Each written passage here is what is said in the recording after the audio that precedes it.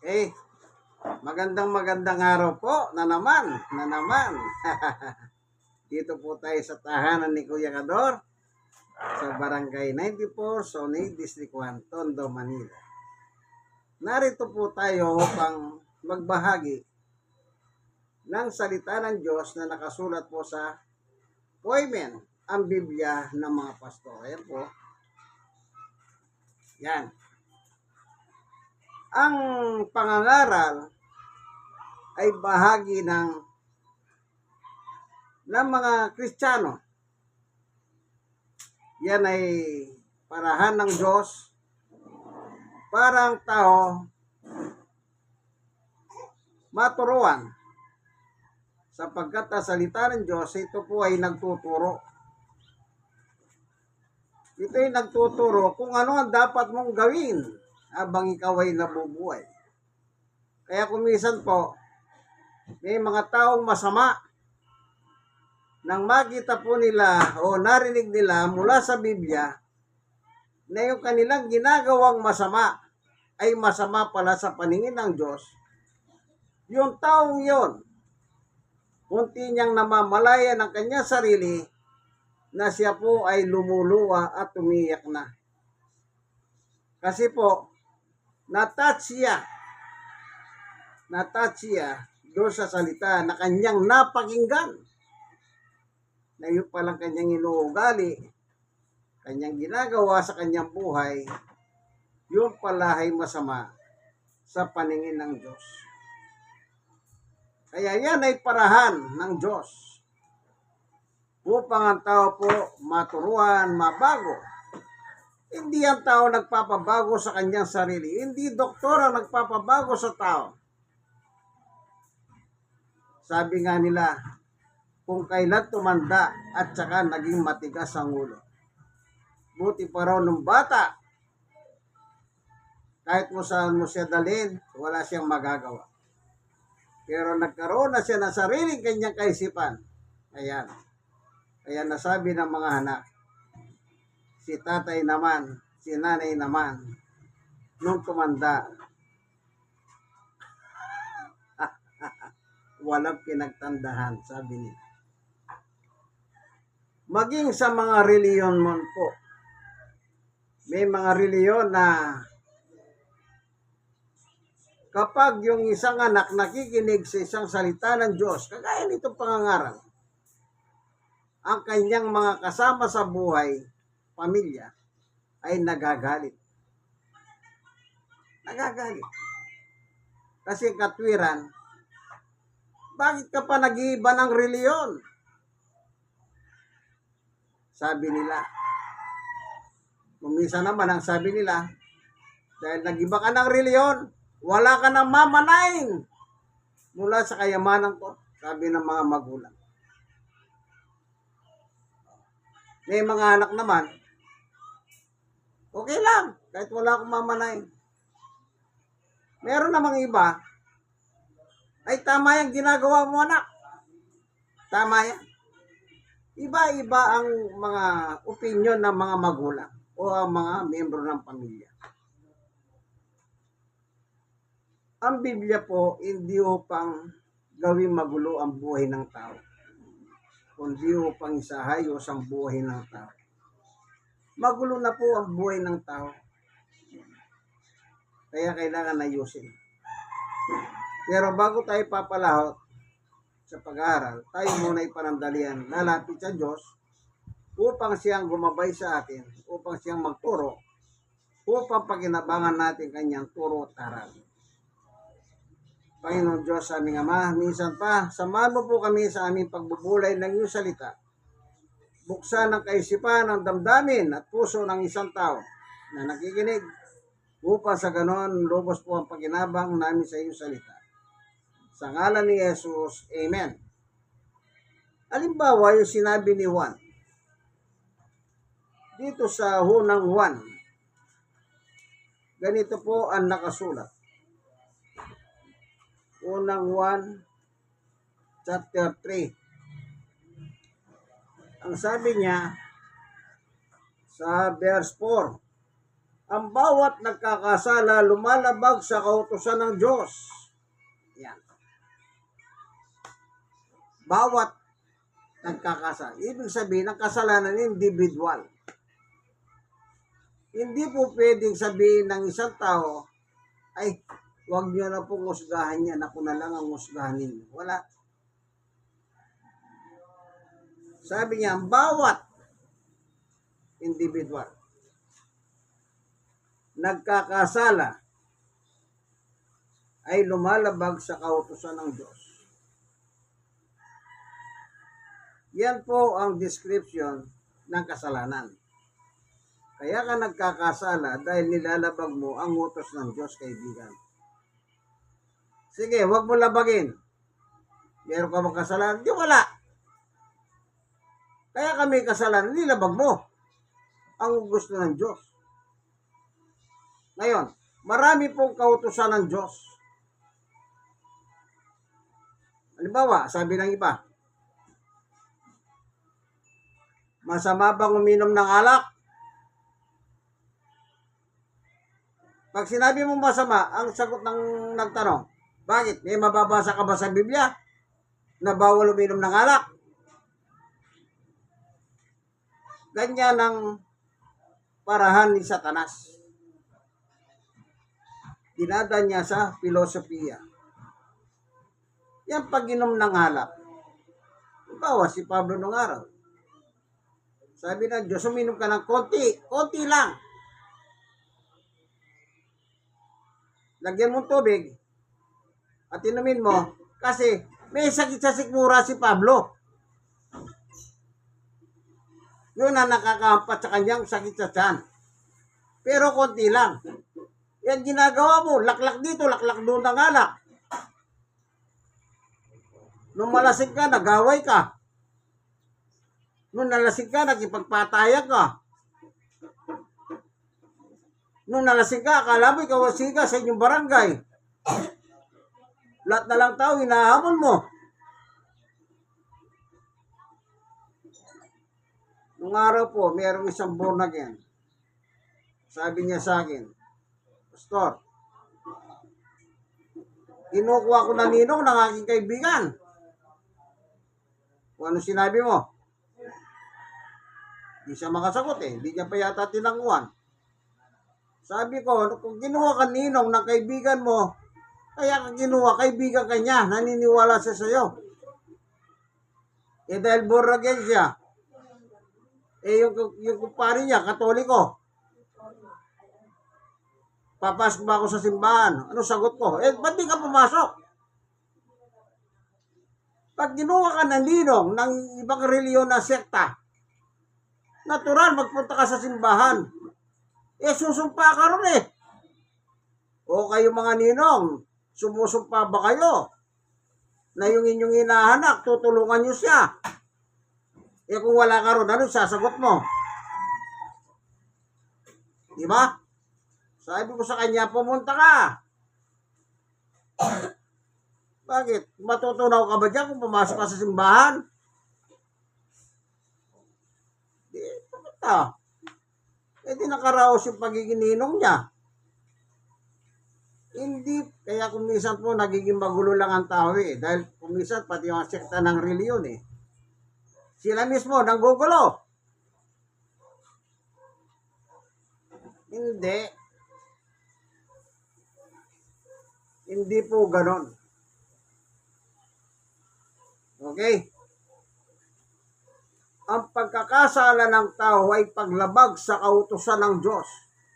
Naalala niyo po ba yung tinurong panalangin ng ating Panginoong Yesus? Yung Ama namin? Ama namin, sumasalangit ka, sambahin ang ngalan mo, mapasa amin ang kaharian mo, sundin ang loob mo dito sa lupa para nang sa langit. Oh. Sundin ang kalooban mo, Ama namin nasa langit. Hindi mo sinunod. Dito natural, nagkasala ka.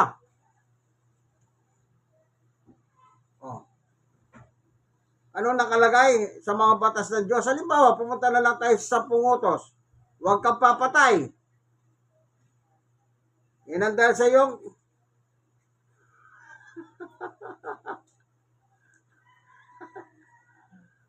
nagpista.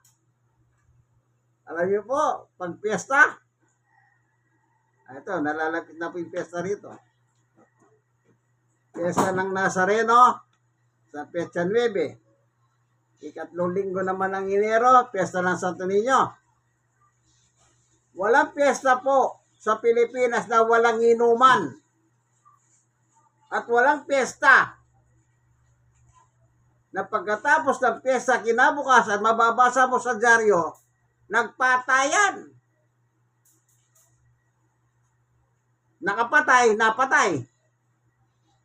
Dahil sa piyesta. Sabi ng Diyos, huwag kang papatay. Nung malasing, yung dati nilang alitan, nagising. Ito na yung pagkakataon ko. Nandito ang walang yang ito. Kumuha ng kutsilyo. Ayun, tinapos. Nung hindi nagiinuman, wala siya naalala sa atraso.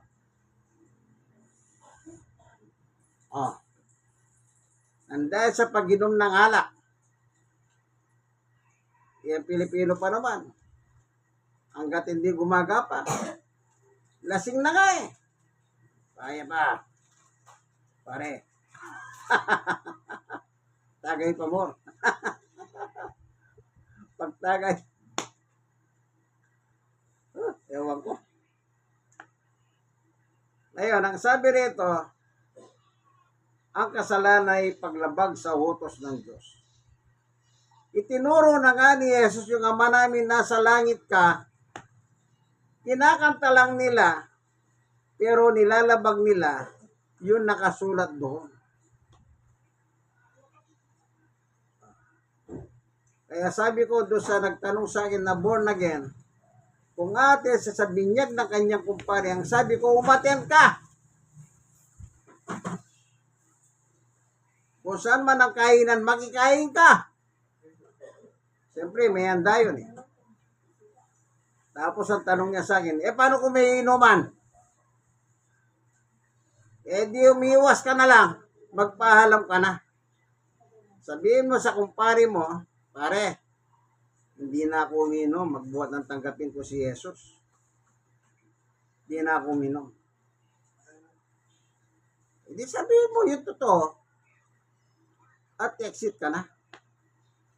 Tama na yung binigay mo yung pakimkim kung magkano man yan. At kumain ka doon sa andahan ng binyagan. At least, yung kumpare mo nagaya sa'yo, hindi siya napaya. Hindi siya napaya kasi kumpare kanya, ay kaibigan kanya. Kaya kanya ginawang kumpare. Kaya tayo pong mga tao, nagkakasala tayo. Ang sabi ni Apostol Pablo ay lahat tayo. Kaya hindi po kayo pwede magturo. Baka tinuturo nyo yung kapitbahay nyo, walang iya. Huwag kayong magturo, kaibigan. Pare-pareho lang po tayong walang iya. Sino bang hindi walang iya sa atin? Diba? Alam mo nang masama yan, pero ginagawa ko pa, hindi ka walang iyahan yan. Sabi ni Apostol Pablo, Roma 3:23, sapagkat ang lahat ay nagkasala at walang sino man nakahabot sa kalwalhatian ng Diyos. Kita nyo? Sa Diyos tayo nagkasala, kaibigan. Sabi ni Juan, ang bawat isa ay nagkakasala dahil hindi natin sinunod ang gusto ng Diyos. Dahil hindi tayo umangta sa gusto ng Diyos, lahat tayo, sabi ni Pablo, all have sinned. Lahat tayo nagkasala sa Diyos.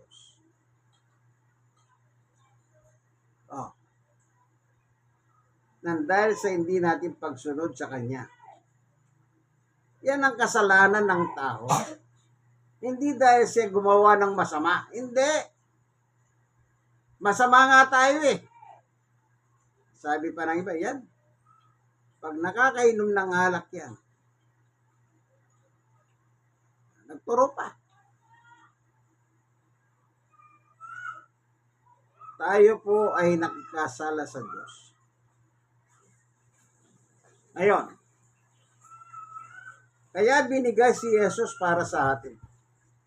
Para sa ating katubusan. Balik tayo sa unang 1.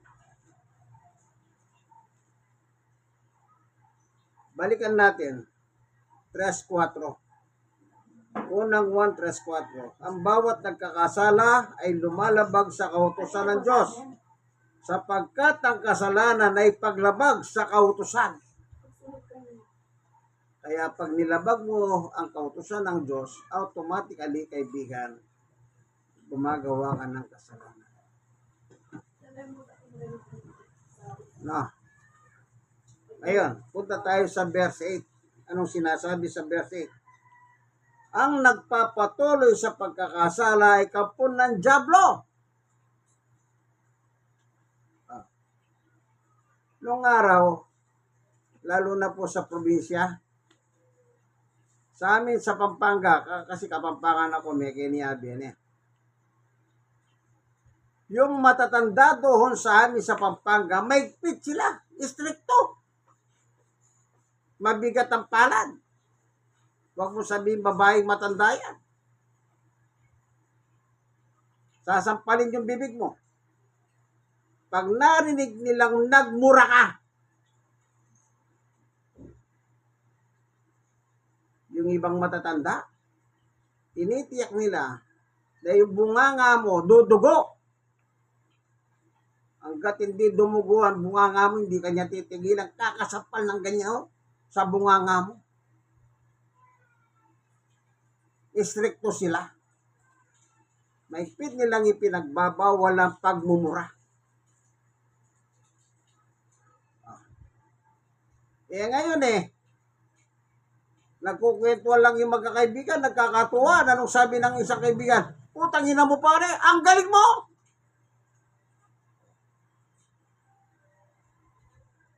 Tinaas niya yung kumpare niya, minura pa!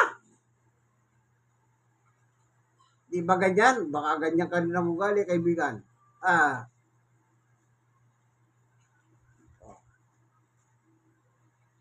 Pag minumura mo yung kapwa-tao mo, nagkakasala ka sa Diyos.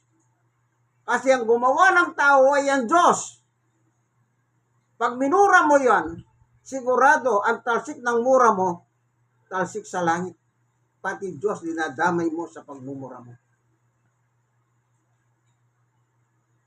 Yan ay kasalanan. Kaya sabi rito, yun nagpapatuloy sa pagkakasala ay kampon ng dyablo. Kahit magsimba ka ng magsimba, kaibigan, ang totoo niyan, sabi ni Satanas, okay lang, magsimba ka. Pero ang totoo niyan, aking ka na. Bakit? Ugali mo na Ugali mo na.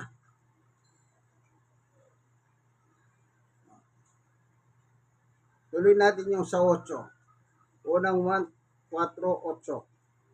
8.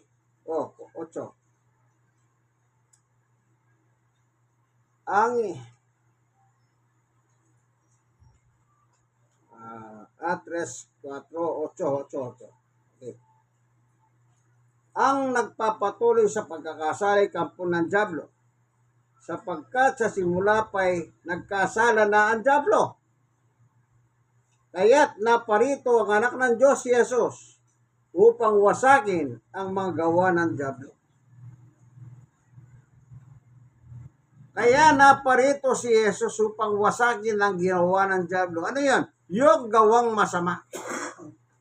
Kaya kapag tinanggap mo si Jesus, sinampalatayan mo si Jesus, pinaniwalaan mo si Jesus, kaibigan, yun totoo lang mag-aari si Jesus sa iyo, yun ang simula, kaibigan. Ang pagbabago mo ay magaganap. Kung totoo, isinuko mo ang buhay mo kay Jesus. Tayo, gusto ba natin magbago? No way. Baka isang linggo lang. Pagkatapos natapatan ka na naman ng kumpare mo, pare! nanalo sa sabong si kumpare. Ah, ikaw na lang ang kulang. Di ba? Ang Panginoon po ang wawasak sa dyablo. Sa gawa niya sa buhay natin. Yun ang wawasakin. Kapag sinuko natin ang buhay natin kay Jesus, wala tayong magagawa, kaibigan. Sabi ni Pablo, lahat tayo nagkasala. Si Pablo nga nagkasala, pero tinanggap niya si Jesus. Biyaya ng Diyos, sabi niya. Biyaya. Tingnan natin. Nung tanggapin na niya si Jesus, anong sabi ni Apostol Pablo?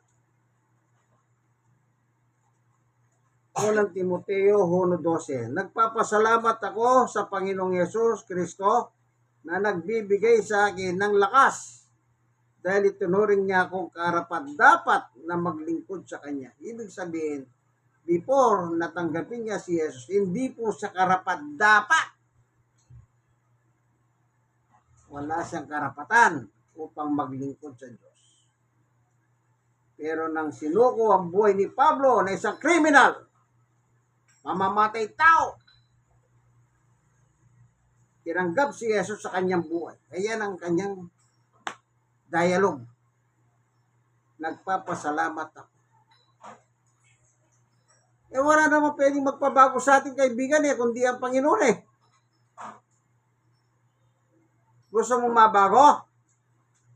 Isuko mo ang buhay mo kay Jesus bilang ari ng iyong buhay. Yung totoo lang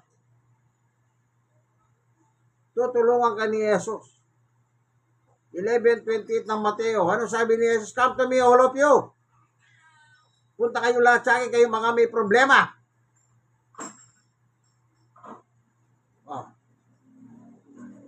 Kasi alam ni Jesus, wala tayong magagawa. Alam niya, siya lang ang may magagawa. Kaya siya naghahanyaya sa atin. Kaibigan, hindi pa huli ang lahat Hanggat nabubuhay tayo sa ibabaw ng mundong ito, hindi pa huli. Huwag nating hintayin na maging pantay ang ating mga paha. Wala na tayong magagawa pag pantay na yan, kaibigan. Ang patay ay patay na. Kahit anong gawin pa sa patay, patay na. Tayong mga taong buhay ang may pagkakataon ngayon na talikuran yung kasalanan natin. Isuko ang buhay natin sa ating Panginoong Jesucristo. Amen? Siyempre naman, amen. Salamat po, Panginoon Diyos, sa iyong pagtuturo sa amin. Kami pong mga tao ay nagkasala sa iyo. Wala kami magagawa. Kaya ang ginawa mo, pinadala si Jesus sa amin upang siyang magbigay lunas sa aming problema. Salamat po, Panginoon Diyos, sa iyong biyaya. Kagaya ni Pablo. Nang tanggapin niya ang biyaya sa iyo, nagpapasalamat siya. Kami rin po, dapat kami magpasalamat sa iyo. Salamat po, Panginoong Diyos, sa ngalan ni Jesus. Amen. Kayo po mga nanonood ng video ito, gusto niyo i-like niyo, i-share niyo sa iba. Malay niyo, maging parahan ito ng Diyos sa para sa inyo. Po, ang gamit ko pong Bible, amen, ang Biblia ng mga pastor. Mahirap po kung di tayo gagamit ng Biblia. Baka sasabihin ng bawat isa, nagiging mayabang lang tayo. Hindi po, walang payabangan sa reliyon. Bawal sa Diyos ang mayabang. Ang mayabang hindi po sinasama ng Diyos. Ang sumasama dyan, yung tatay niyang mayabang din, si Satanas. Mayabang yun Isipin mo, sabi niya kay Jesus, nakikita mo ba lahat yan? Ibibigay ko sa iyo lahat yan. Hindi ba mayabang yan? Hindi naman niya pag-ahari yun eh. Yung tinuro niya, pag-ahari na ni Jesus yan eh. Tapos ibibigay mo pa kay Jesus, di ba mayabang yan? Baka naman nakatoma si Satanas doon. Okay, hanggang dito na lamang po inyong kaibigan kay Jesus, Brother Manny Bautista. Siya naman po si Kuya Ador. Nandito po tayo sa kanyang tahanan sa Barangay 94, Songay, Distrito 1, Tondo, Manila. God bless us all. Bye.